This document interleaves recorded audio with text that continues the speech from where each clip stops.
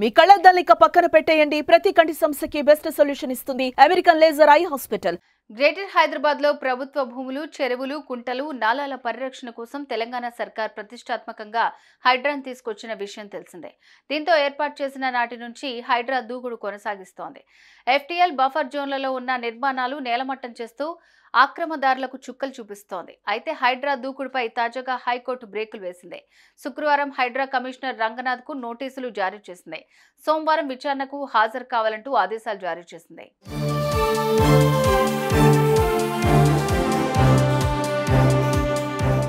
హైడ్రా చెరువులను, నాలాలను కబ్జా చేసి నిర్మించిన భవనాలను నేలమట్టం చేస్తూ దూసుకుపోతోంది.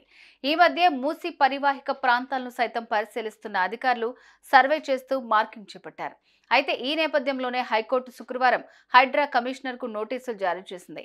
ఇటీవల సంగారెడ్డి జిల్లా అమీన్పూర్ మండలం కిష్టారెడ్డి పంచాయతీ శ్రీకృష్ణనగర్ లో మహమ్మద్ రఫీ గణేష్ కన్స్ట్రక్షన్ కు చెందిన ఆసుపత్రి భవనం కూల్చివేయడంతో బాధితులు ఈ నెల 20న హైకోర్టును ఆశ్రయించి పిటిషన్ దాఖలు చేశారు.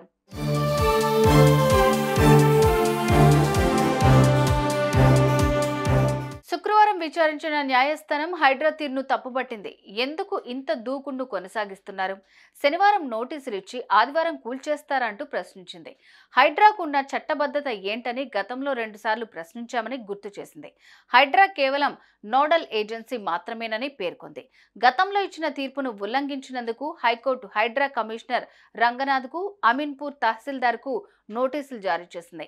ఈ నెల 30న విచారణకు హాజరు కావాలంటూ ఆదేశాలు జారీ చేసింది. వ్యక్తిగతంగా హాజరు కాలేని పక్షంలో ఆన్లైన్ ద్వారానైనా హాజరై వివరణ ఇవ్వాలంటూ హైకోర్టు స్పష్టం చేసింది. సుమన్ టీవీలో మీ పర్సనల్ అండ్ బిజినెస్ ప్రమోషన్స్ కోసం కింది నెంబర్కి కాంటాక్ట్ చేయండి.